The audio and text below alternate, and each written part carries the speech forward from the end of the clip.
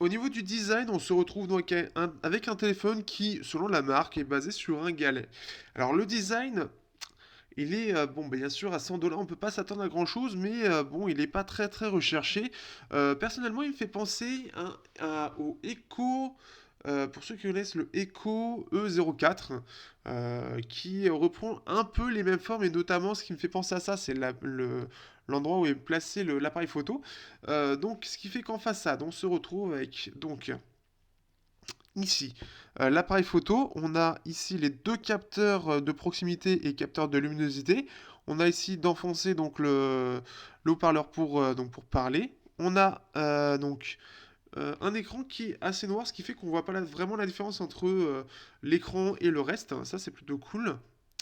Ensuite, nous avons ici en bas, en fait, alors, on a en tout trois boutons sensitifs. Donc deux ici, on pourrait penser que c'est personnalisable, mais pas du tout, du moins pas pour l'instant. Et le bouton Home qui reprend le carré de l'iPhone, ce qui fait que ça fait beaucoup penser à pas mal de personnes à oh, c'est un iPhone.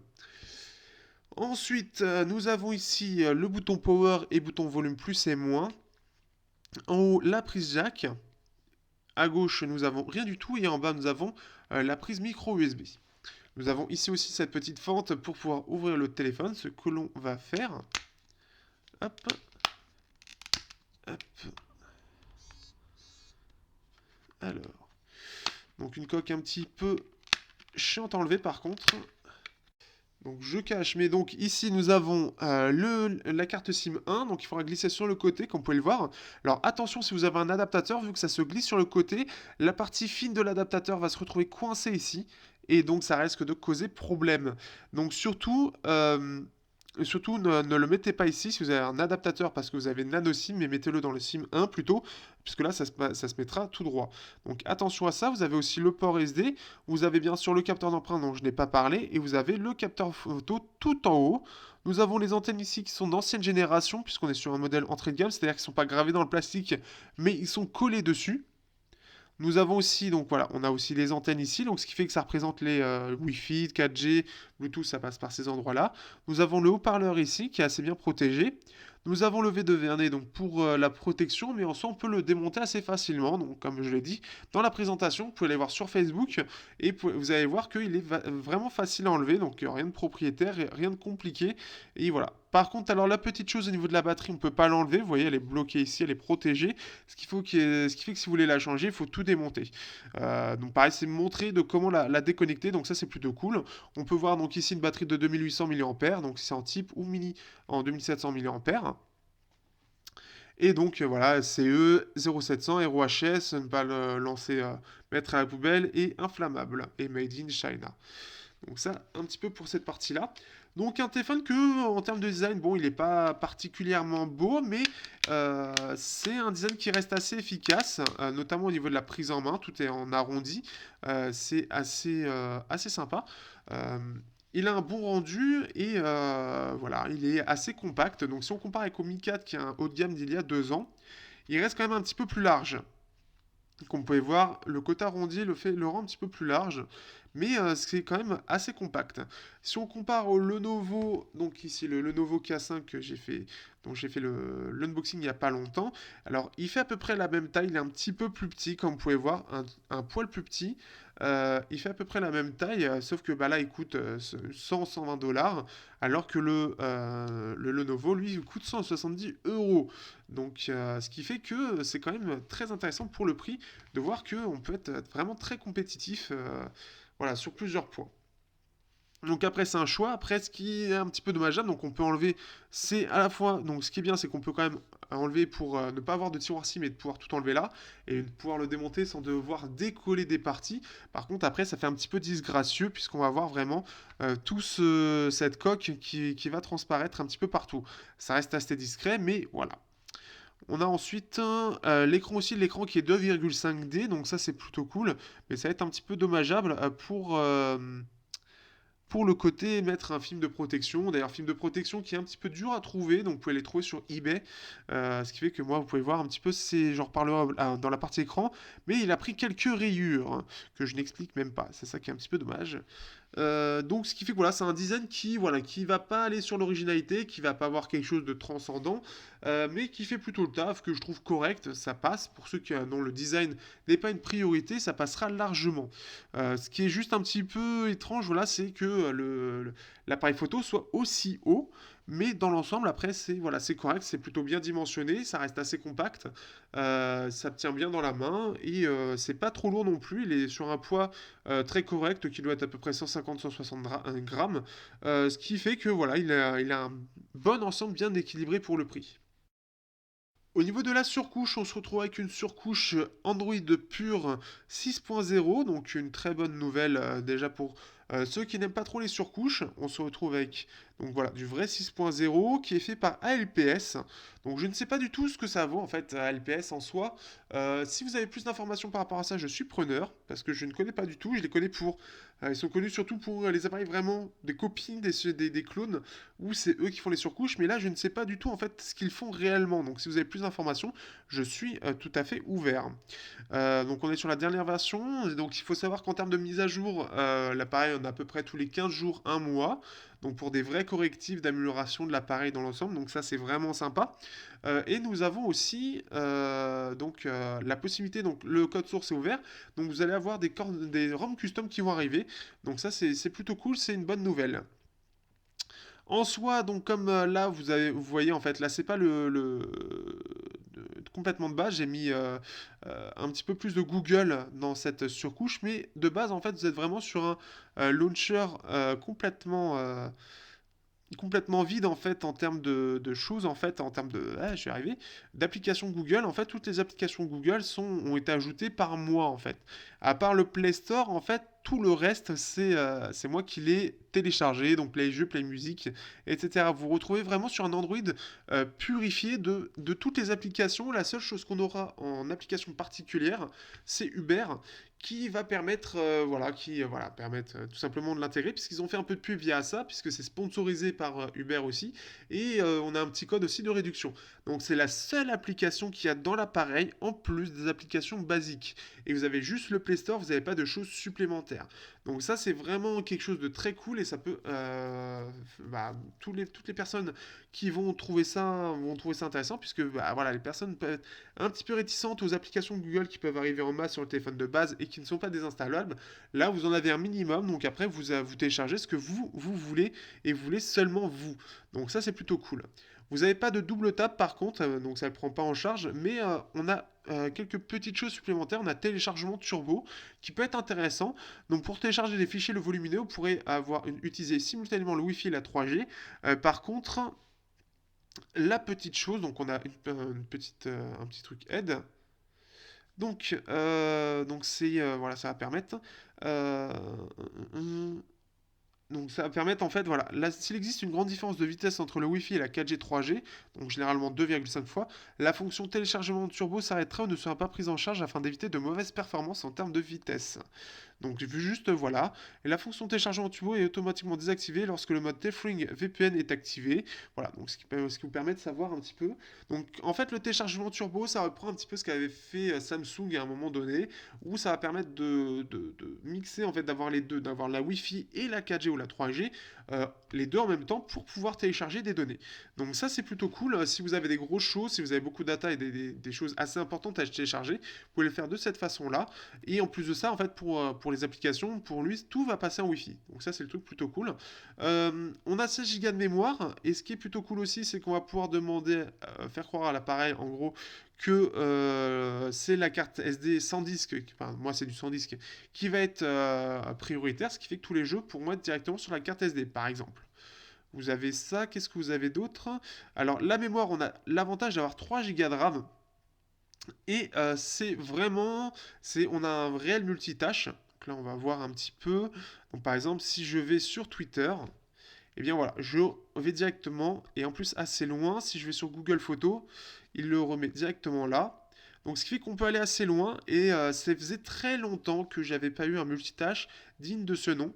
Et là on l'a quand même pour un prix assez dérisoire, donc à 100 $, on a quelque chose qui est assez rapide sur le multitâche, ça c'est assez cool. Et pour l'ouverture d'application, c'est vrai que j'en parle assez peu, mais là on est sur quelque chose de bon. Bon là c'est je l'avais déjà redémarré entre temps, mais voilà, on peut en profiter vraiment. Il l'a bien gardé en mémoire au final.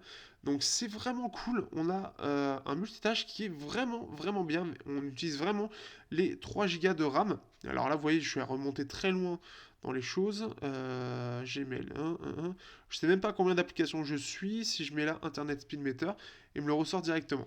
Donc je suis vraiment, vraiment impressionné de ce qu'a fait la marque en termes d'optimisation pour un appareil qui vaut 120 $. Vraiment, je suis assez sur le cul. Donc, ce qui fait que ça en fait un appareil qui est vraiment bon. Alors, je reviens sur mon launcher parce que je l'aime bien. Donc, pas grand chose à dire. Il est fluide, il est rapide. Multitâche qui est très bon. Donc vraiment pas grand chose à dire, si ce n'est que c'est efficace et ce qui est plutôt bien, c'est qu'on est de base sur vraiment de l'Android pur avec juste le Play Store. Donc de quoi faire plaisir à tous les réticents de Google et pouvoir euh, prendre les applications qui nous intéressent et ne pas avoir d'applications en trop qui ne nous sert à rien et qu'on ne peut pas supprimer. Donc ça c'est vraiment cool, on a juste Uber qui est dans la logique de ce partenariat, mais qui reste discret, il n'est pas mis en gros, il est juste mis dans les applications, on l'a juste là, c'est très discret, on peut le désactiver en plus de ça. Donc après, voilà, pas grand chose à dire. Après que voilà, c'est du Android pur, très bien réussi, très bien optimisé. Et en plus de ça, c'est suivi par la marque. Alors, est-ce qu'il y aura Android N? Ça, par contre, j'en sais rien. J'en sais rien du tout, vu que c'est une toute nouvelle marque. Avec un peu de chance, c'est possible, vu qu'ils ont l'air très bien partis. Il est possible aussi qu'ils proposent, ils proposent une mise à jour pour mettre sur leur surcouche qu'ils sont en train de faire actuellement, qui va sortir avec le Apollo Light, qui est VOS. Donc je sais pas du tout ce que ça vaut vu que c'est pas encore sorti. Mais par exemple pour le Apollo Light, on aura soit le choix entre Android Marshmallow, donc pur, soit leur surcouche VOS. Donc ça c'est aussi une très bonne chose puisqu'on va avoir le choix de plusieurs surcouches. Au niveau de l'écran, on se retrouve avec un écran 5 pouces HD, donc un écran IPS.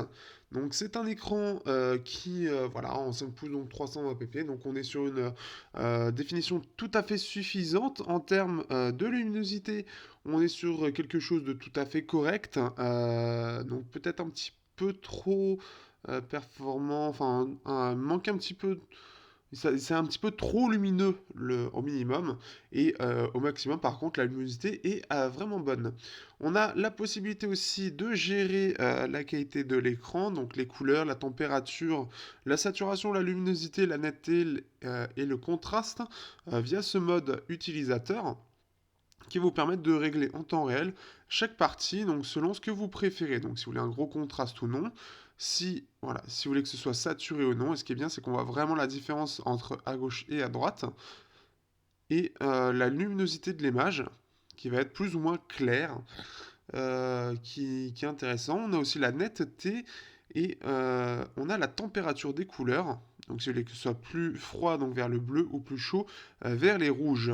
Donc bien sûr, au maximum, c'est pas très beau. Et vous avez le contraste dynamique qui, par contre, lui, voilà, donc là, si maintenant il fonctionne, sur la dernière mise à jour, il ne fonctionnait pas, donc ça va permettre d'avoir quelque chose d'un petit peu plus beau à regarder en termes de contraste. Donc on peut voir la différence. Ça doit être très léger pour vous, mais de mon côté, je le vois. Donc un écran qui est vraiment pas mal. En plus de ça, c'est un écran 2,5D. Par contre, il a tendance, hop, alors je vais nettoyer un petit peu. Il a tendance à prendre un petit peu les rayures facilement. Donc on peut en voir deux ici, on en voit une ici et ici. Alors il faut savoir qu'en termes de film de protection, il n'y en a que sur eBay. Et vous avez des flip covers. Mais néanmoins, donc c'est censé être du Gorilla Glass 3. Et bon, j'ai jamais été très convaincu par ça, mais là c'est vrai que ça a tendance à rayer un petit peu trop facilement. Donc attention par rapport à ça, je ne saurais pas expliquer pourquoi ça raye plus facilement que les autres, mais voilà, ça se raye. Donc attention par rapport à ça. Au niveau du son, donc en termes de jack, je vais pas pouvoir le tester Pourquoi? Parce que malheureusement, bah, juste aujourd'hui justement, la jack a claqué dans le sens où je crois qu'il y a une petite pièce ou une soudure qui a dû lâcher. Résultat, j'ai qu'une partie de la jack qui se connecte correctement et donc ce qui fait que je vais devoir voir avec le SAV comment ça se passe, sachant qu'en plus et c'est Gearbest qui me l'a envoyé, voir comment je vais pouvoir m'arranger par rapport à ça. Néanmoins, par rapport à la cour elle-même, la jack est plutôt bonne quand elle fonctionne bien. Elle a vraiment, elle manque un petit peu de puissance. Donc, ce que vous pouvez faire, vous pouvez télécharger l'application MTK Tool Engineer qui va vous permettre d'accéder aux choses un petit peu particulières de Mediatek, et notamment la partie son. Donc vous avez plusieurs tutos qui va vous permettre d'augmenter le volume du son. Donc vous cherchez juste augmenter son Mediatek et vous aurez directement les tutos sur Google. Ça vous permet d'avoir voilà, vraiment un volume plus fort. Donc ça reste juste correct. Pour les casques qui sont vraiment en demande de performance, ce sera tout juste correct, mais ça se défendra. Ça aurait pu être pire si justement on n'avait pas cette option. Donc ça c'est assez pratique. Donc en termes de son, donc ce qui fait que voilà, bon là je suis obligé d'être en Bluetooth, mais très agréable, très agréable. Par contre, forcément le son, hop, si je le mets ici directement, le son en haut-parleur est bien sûr assez mauvais. On sent que ça grésille, c'est que dans les aigus, on n'a rien du tout. Et quand il est posé, il grésille complètement, le son est complètement étouffé. Alors là, il n'y en a rien du tout à en tirer. Donc, juste chose à savoir. Donc, en tout cas, c'est dommage pour la jack, puisque je l'appréciais plutôt bien, la sortie de jack. Elle était plutôt naturelle. Elle avait tendance à aller sur les basses, mais vraiment, c'était vraiment pas mal. Juste un manque de puissance qu'on pouvait régler. Au niveau de l'appareil photo, donc de dos, on sera sur du 13 mégapixels et à devant, on sera sur du 5 mégapixels extrapolé. Alors moi, c'est un appareil photo que j'apprécie particulièrement il permet de faire des photos vraiment sympas. Donc là, une des dernières que j'ai prises dehors, là non, ça lui rend pas du tout hommage. Elle est dégueu. Oh non, c'est peut-être non, je sais pas. Non, elle est compressée. On verra ça après. Mais donc, ce qui fait qu'on a des choses assez sympas. Alors, en termes de mode, on est très limité. On est sur l'application de base de Mediatek. Donc, on a la possibilité de faire des HDR. On a la possibilité de déclencher en maintenant avec deux doigts. Donc, dès que ça fait ça, je sais pas si ça va le faire là.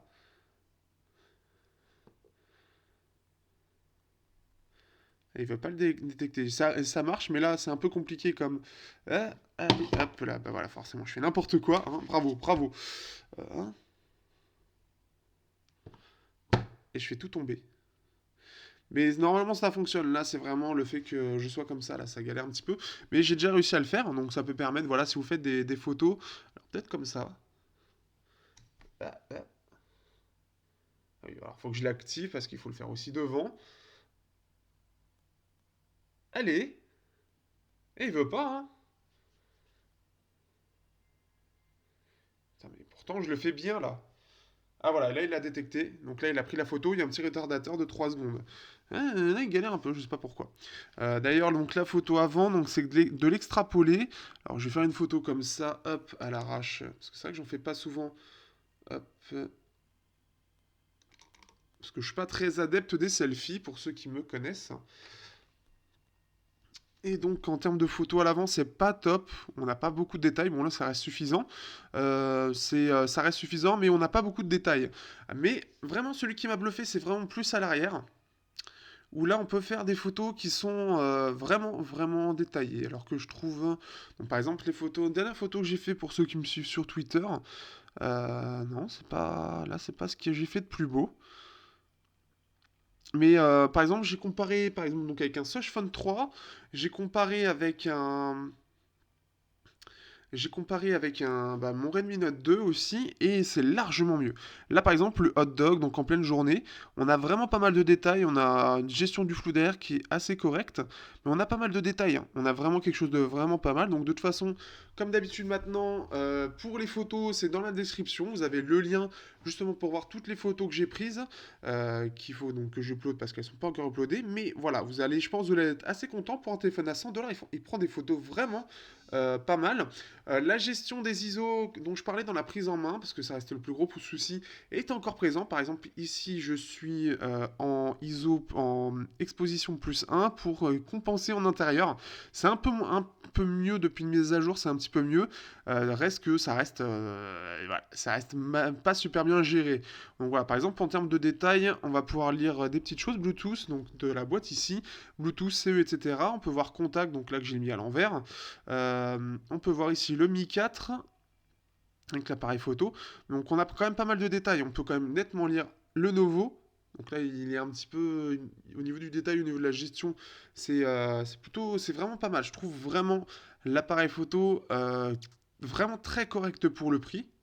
Donc ça, c'est plutôt cool. Là, non, il m'a fait flou. Oui, alors moi, c'est bien, je dois l'envoyer au SAV et je suis en train de le suicider. Donc je tremble, ça me saoule. Alors là, donc elle est bien claire, la photo. Alors, hop. Donc là, ce qui fait que c'est assez clair, on a pas mal de détails. Alors là, comme c'est un petit peu plus clair, il y a pas mal de petits grains qui s'immiscent, mais on a tous les détails. Donc ça, c'est plutôt cool. On a quand même beaucoup de détails pour un téléphone à ce prix-là. Ce qui fait que ça le rend assez intéressant pour ceux qui veulent un appareil photo arrière très correct. Moi, voilà, je suis quand même assez bluffé, je m'en sers régulièrement et je peux faire des photos vraiment pas mal. Il se défend vraiment bien face à beaucoup de téléphones qui sont entre 100 et 200 euros. Et comme par exemple, le Soch Phone 3, il le démolit. Le Idol 3 aussi, il le démolit complètement. Le Redmi Note 2, il fait bien mieux. Enfin voilà, c'est un téléphone qui a un très bon appareil photo pour son prix. Au niveau de l'autonomie, donc là on sera sur une batterie de 2800 mAh, donc une batterie tout à fait correcte pour le prix aussi, donc qui est malheureusement on ne peut pas la changer, donc il faut démonter entièrement le téléphone pour pouvoir la remplacer. Néanmoins, donc on est sur un score qui est plutôt pas mal, puisqu'on est sur un score, alors je vais essayer d'avoir directement Drive, et non je ne l'ai pas sur celui-là. Donc on est sur un score YouTube de 5h25, donc de 100 à 15% avec luminosité au maximum. Et pour une utilisation mix 4G, Wi-Fi, réseaux sociaux avec un peu de jeu, je suis entre 6 et 7 heures écran allumé, ce qui est plutôt pas mal du tout. Pareil, donc une bonne optimisation au niveau de la batterie. La veille est bien gérée aussi, ce qui en fait un appareil qui est assez autonome. Donc vraiment dans la très bonne moyenne, assez étonné, je m'attendais pas à une telle autonomie, je m'attendais plus à être entre 4 et 5 heures, mais au final il fait bien plus et ça c'est plutôt bon. Ce que j'ai remarqué cependant, c'est au niveau de la jauge de batterie, alors j'ai pas regardé, je suis pas allé en dessous des 15% depuis la dernière mise à jour qu'il y a eu, mais sur l'ancienne mise à jour, en gros, dès que j'arrivais à 15%, de 15 à 0, ça descendait à une vitesse assez folle, ce qui fait que bah voilà, j'étais à peu près à plus de 6 heures et d'un coup bah, ça tombait de 15 à 0. Donc je pensais genre faire 7h, 7h30, et puis en fait bah, je fais 6h10 au lieu de 6h à 15%. C'est un peu dans cet ordre-là. Donc est-ce que ça a été mal calibré au départ? Est-ce que je ne sais pas. Mais en tout cas, juste cette petite chose un petit peu particulière. Donc ce qui fait que en gros pour la plupart des gens ce sera un jour et demi à peu près, un jour et demi si vous êtes sur une utilisation classique. Donc vraiment une bonne autonomie, je suis assez content de ce point de vue là aussi, ça me change de mon Redmi Note 2 qui lui est à 3 heures. Donc mieux optimisé aussi pour 100 dollars. Pour un premier téléphone c'est pas mal du tout. Au niveau des benchmarks, on se retrouvera avec un score de 635 en simple cœur et 2914 en multicœur. Donc on est sur un MT6753, donc voilà, à 1,3 GHz, donc quelque chose d'assez correct. Donc qui est en face en gros du Snapdragon 615. Donc ce qui fait qu'en simple cœur, on sera face au Snapdragon 600. On est un peu mieux que le Snapdragon 615, à peu près équivalent, un poil mieux. Et en multicœur, donc on se retrouve face à du Snapdragon 800, 801. Face au Snapdragon 615, lui, il fait aussi environ entre 2600 et 2900 points.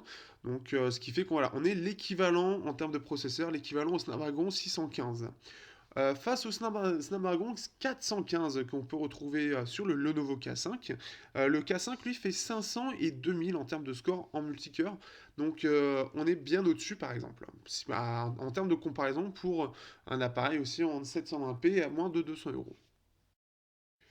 Pour récapituler sur les spécifications, donc on est sur de Android 6.0, un écran 720p, un octa-core MT6753, OpenGL 3.1, OpenGL ES 3.1, 3 Go de mémoire vive. On a alors il est dit que c'est compatible gyroscope, mais au final, c'est pas le cas. Attention, donc pour tout ce qui est réalité virtuelle, ce sera pas possible.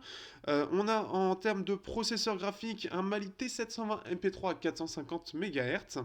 Et donc par exemple, pour comparer avec le Acer Liquid Jade S, qui est donc avec un MT6752, on est donc sur Manhattan, on est légèrement plus performant. Par contre, sur les autres benchmarks, Manhattan T-Rex, donc Manhattan 3.1, attention, je précise là où il est mieux. Sur les autres, il sera par contre moins bien. La puce du Acer Liquid Jade étant T760 MP2, elle était nettement plus performante. Puisque c'était le haut de gamme contre le milieu de gamme. C'est juste qu'il a un cœur en plus qui fait que ça permet un petit peu d'équilibrer. Ensuite, si on compare par exemple au Redmi 3, qui se trouve à peu près au même prix en import, alors on a le Redmi 3S qui fait bien mieux, mais qui n'est pas encore sorti. Et il ne propose pas le Redmi 3. Bon, si on compare au Redmi Note 2, par exemple, on se retrouve donc... Ah oui, c'est vrai que c'est du 1080p. Donc, vu que c'est en 720p, par exemple, par rapport au Redmi Note 2, il est quand même largement moins performant. En 1080p, on voit 88-86%. Là-dessus, le Redmi Note 2 est bien meilleur. Si on compare au Oppo F1... Hop. Ah Bravo, bravo les mecs. Si on compare au Oppo F1, on se retrouve donc avec un score qui est environ 30 à 40% moins bien face au Snapdragon 615. Effectivement, comme Qualcomm est assez bon en termes de processeur graphique, on se retrouve avec quelque chose d'environ, voilà, de quand même bien meilleur du côté de Qualcomm. Néanmoins, en jeu, on va regarder ça, ça se défend très bien. Donc là, se retrouve sur Asphalt Nitro, donc on va baisser un petit peu le volume. Donc Asphalt Nitro qui utilise les dernières technologies en termes de graphisme. Donc là on est sur un FPS tout à fait stable, sachant que sur Gameloft c'est toujours à la limite, un peu comme sur console en fait.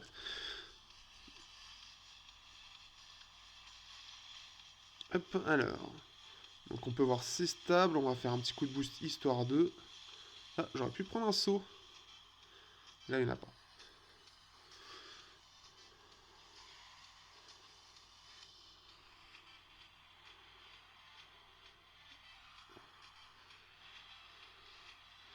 Donc voilà. Alors malgré l'absence de gyroscope, comme ça utilise l'accéléromètre, là-dessus tout va bien, ça fonctionne bien, comme vous pouvez voir c'est assez précis.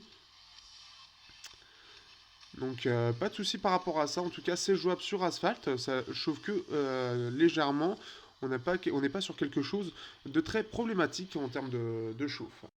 Donc on se retrouve sur Hungry Shark, donc le dernier jeu qui est sorti, donc là on va voir, alors il demande pas mal de ressources notamment pour donc ouvrir en fait, enfin pour faire apparaître de nouveaux poissons un petit peu plus loin dans l'eau. En tout cas, on peut voir que c'est fluide, hein. Malgré un téléphone à 100 $, on va être quand même assez tranquille en termes de graphisme.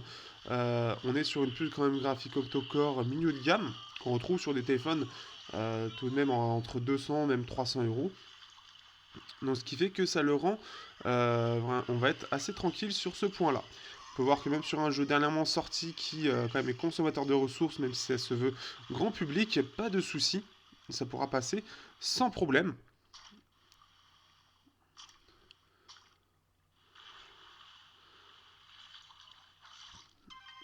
Donc là, voilà, on peut voir que j'arrive à maîtriser sans problème, même le tactile et tout. Tout est fonctionnel, donc là-dessus, pas de souci. Au final, que dire de ce téléphone, de ce Vernetor, qui est le premier de la marque, qui a fait quand même un peu de bruit. Pour une petite marque, eh bien, je suis assez content de ce téléphone. Globalement, il m'a donné une excellente impression en termes de qualité globale, puisqu'on se retrouve quand même avec un téléphone très complet et très largement utilisable pour 100-120 $. On a quelque chose avec un lecteur d'empreintes qui reste, même s'il est un petit peu capricieux, bah voilà, là il fonctionne bien. On se retrouve avec un appareil photo arrière qui est tout à fait correct, même plutôt bon pour le prix. Un appareil photo avant qui reste correct, mais c'est pas le meilleur qu'on peut trouver. Après, à 100 $, ça reste quand même plus compliqué à trouver. Un écran qui, lui, a des beaux contrastes, de belles couleurs. Pas grand chose à dire dessus. Et il est vraiment réussi. Après, c'est au niveau des rayures où il a tendance peut-être à prendre plus que les autres. C'est un petit peu moyen de ce point de vue-là. On a quand même un téléphone qui est facile à démonter. On a la marque semble assez présente sur les réseaux sociaux et a même un forum. Donc, qui fait que voilà, ça met en avant pas mal l'appareil et au pire, ça peut gérer là-dessus. Puisque par exemple, on est censé avoir du quick charge, quelque chose que je n'ai pas dit dans l'autonomie, mais on est censé avoir du quick charge et au final, c'est pas le cas. Puisque en fait il y a eu un souci, alors c'est la marque qui dit ça, qu'ils ont eu un souci avec la fameuse entreprise qui devait s'occuper de cette puce là, qui devait les fournir, ce qui fait qu'on se retrouve avec un chargement très classique et qui doit être optimisé au niveau comment, au niveau de l'autonomie, enfin de la charge. Résultat, ils offrent une flip cover pour ceux qui l'ont acheté avant le 24 mai.